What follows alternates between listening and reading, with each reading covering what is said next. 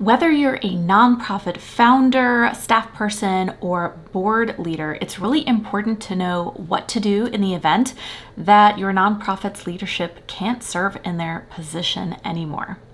So in this video, I'm going to talk through the basics of how to create a plan for what to do when that happens, otherwise known as a succession plan. Welcome back. My name is Amber Melanie Smith. I am a nonprofit founder, former executive director, social entrepreneur, and social impact YouTuber. I love making this content for you, all you people who want to change the world, to help you figure out how to do that, whether it's through a nonprofit, socially conscious business, or other way. Don't forget to check out my other videos on this channel. I have over 200 videos on topics like starting a nonprofit, fundraising, social entrepreneurship, and more. And of course, check out my website, foundertofulltime.com, where I have some courses and resources as well. Everyone wants to make sure that the nonprofit they're a part of, or maybe even the nonprofit that they started, can live on and do its good work for many, many years. And part of that is making sure that the organization is equipped to know what to do in the event the leader can't lead anymore, whether it's because they've stepped down or because something happened to them that was unexpected. So I'm going to talk through how to make sure your organization is prepared for that long-term sustainability, and I'm going to do it in 2 steps. The first step is going to be all about what you can be doing on an ongoing basis to make sure your organization is in a good place to be able to survive past the transition of a leader. And the second step is going to cover all about what you would put in a written document or succession plan to make sure your team has a playbook for what to do in that event too.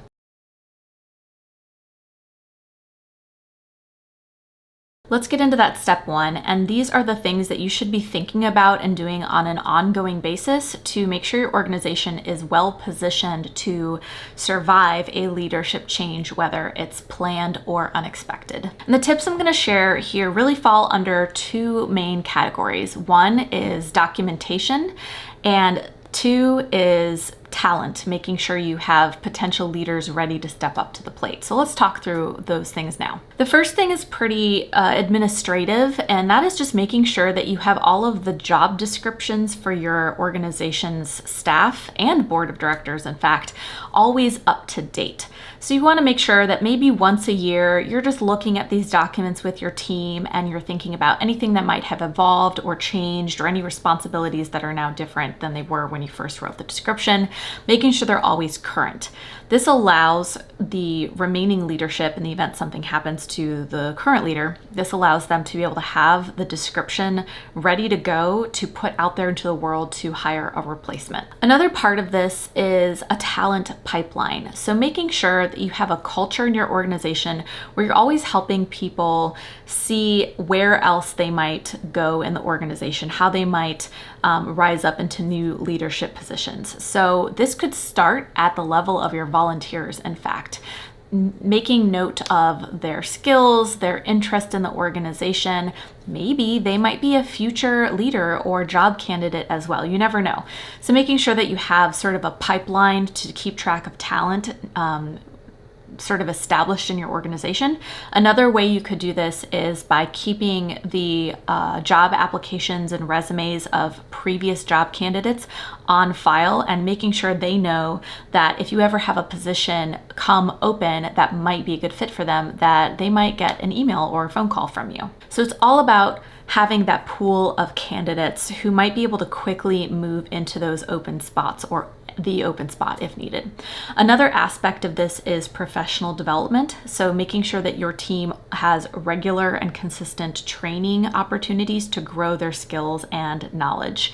You really want to have, of course, the most skilled, well-rounded people in your leadership positions possible. And sometimes it's up to you as the organization to be able to provide those opportunities for your team. And the final tip here is all about documenting your processes. This is something that I was a part of in my own organization before I transitioned out of my executive director role.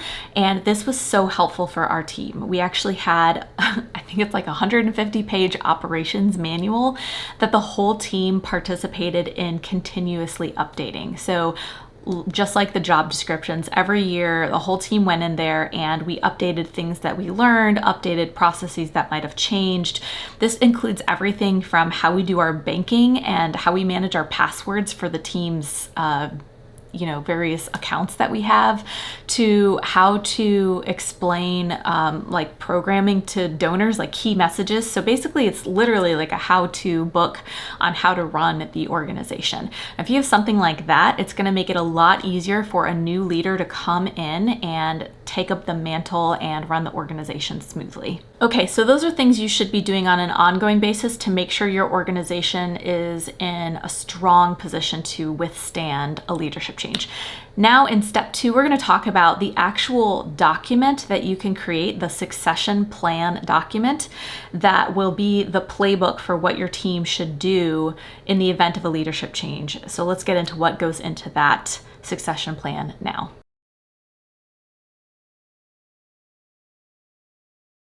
The first thing you want to make sure is one of the first few pages of your succession plan is just some organizational context.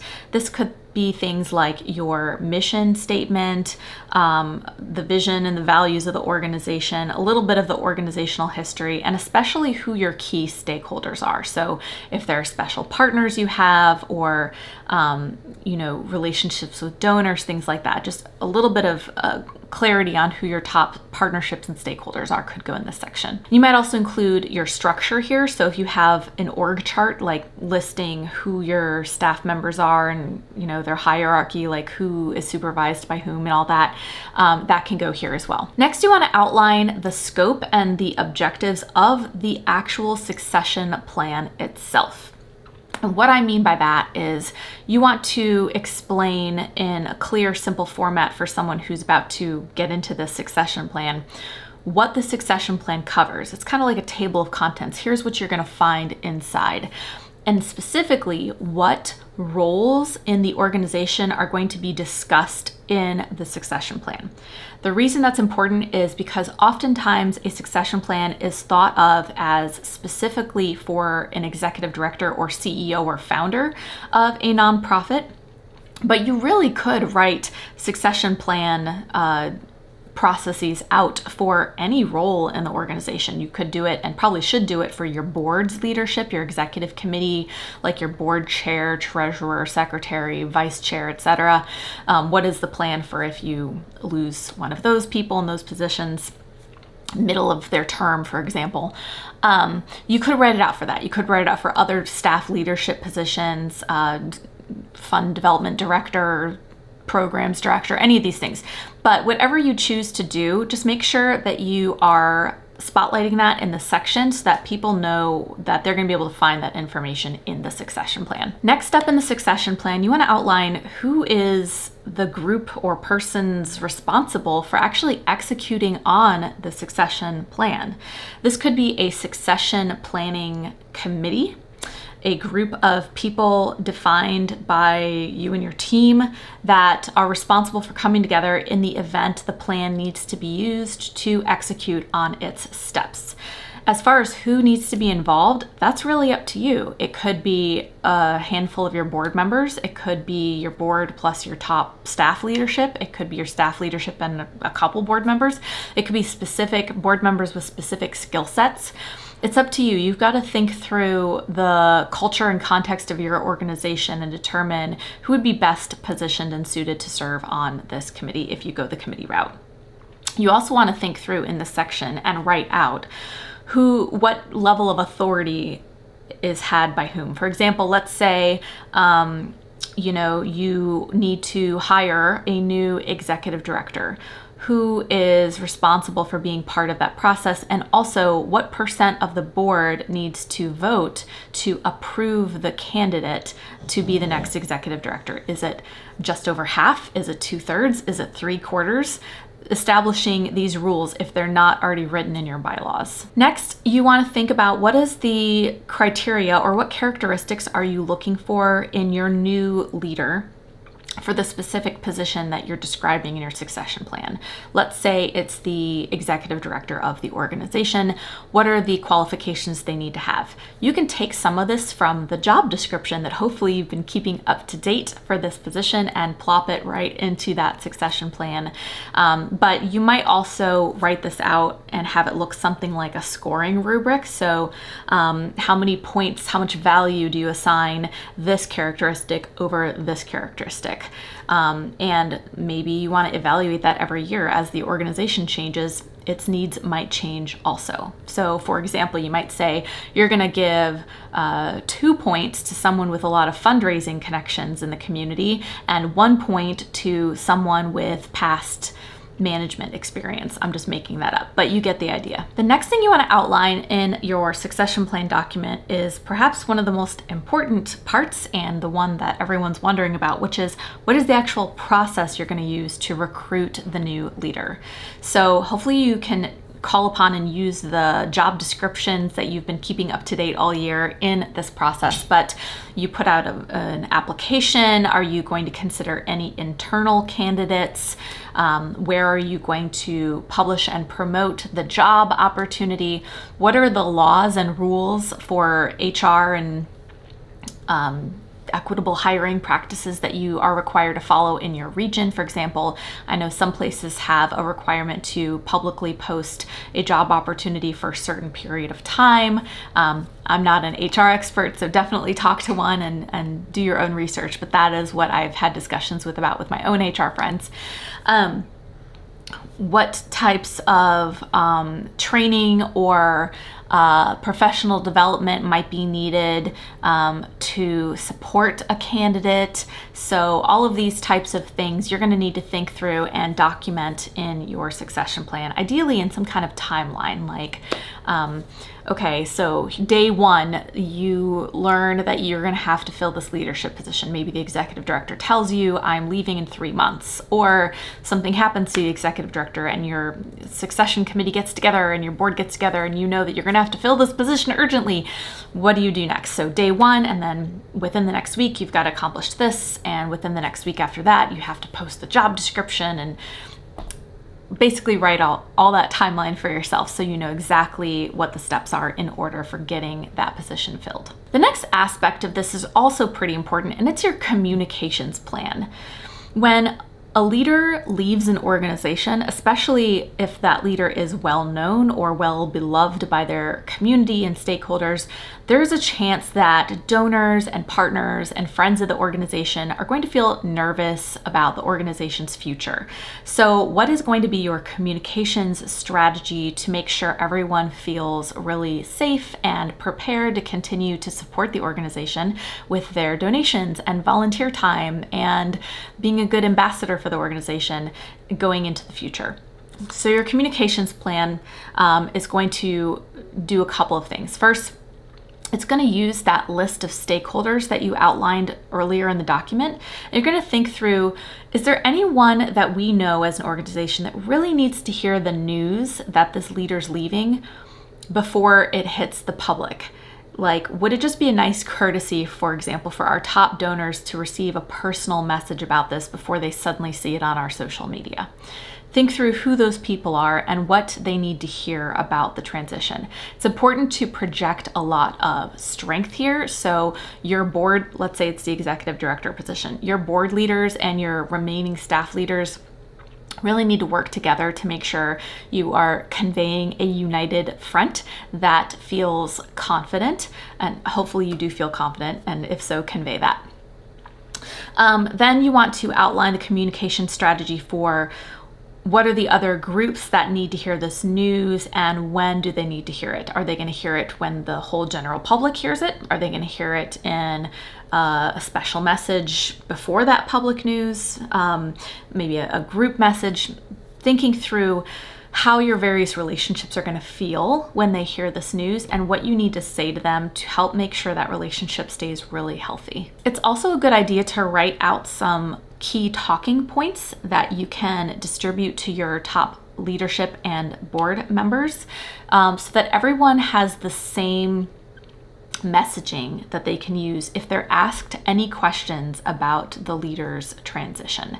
I know we did this for my organization. I created a key talking points document that our whole staff and board use to know how to answer questions like, what's going to happen to our programming, or who's involved in hiring the next leader for the organization. People are wondering these things, so if you have answers readily available for them, that will bring some reassurance. That's the basic meat of the succession plan. Let's talk about a couple of other additions you probably want to include just to make sure it's a very robust and detailed plan. And the next one is contingency planning. So this is usually if you have a sudden vacancy or unexpected vacancy in a top leadership role. You might need an interim leader to help bridge the gap between the occurrence and finding your permanent leader. So what is your plan for that? How are you going to identify who that interim leader is? Is there already someone on staff who is sort of the appropriate person to serve in that role? And if so, do they have the training and knowledge they need in order to do that in an emergency? Thinking through all of those things. So what is your plan for determining that interim leader and then transitioning to finding your permanent leader? That's where you could use some of the other aspects of what you wrote out, like your recruitment process. In an appendix for your succession plan, you might include some of the other documents or things we've been talking about that can be easily referenced here. Things like the copy of the org chart or your job descriptions for top leadership positions in the organization that have been updated. You can also include templates for various succession planning things that you have to do. For example, the key talking points document that I talked about. You might write a draft press release that you have that can just be easily updated in the event it needs to be used. So how are you communicating any changes to the media if that's necessary? So basically just like your resources and templates can go in this sort of final section of the succession plan to make whoever has to execute on this plan make their lives a little bit easier. All right, I'd love to hear, have you gone through this? Has your organization gone through this? Do you have a succession plan? What are some of the questions that you have about succession planning? I know it's hard to think about, especially if you're a nonprofit founder. You might think, I'm never going to leave, but sometimes things happen and you might not want to leave, but sometimes the world has other plans. So it's great to have a roadmap ready for your organization so they can continue the good work. Share all that in the comments. And like I said before, if you are in the process of starting a nonprofit or developing a fundraising strategy for an organization, my website, foundertofulltime.com, does have some good resources, articles, and courses for you that might be helpful as well. And I also share a lot of resources in my newsletter, and the link to subscribe to that is below this video. I'll send out tips, strategies, and sometimes funding opportunities that I come across as well that might be of use to your organization. Final thing, check out my Facebook group, Change the World or Bust. We have like 6,000 people in there from all around the world making an impact, and we'd love to have you join our little changemaker community. So I hope to see you there, and that's all I have for you today. Once again, I'm Amber Melanie Smith, and I'll see you next time. Bye.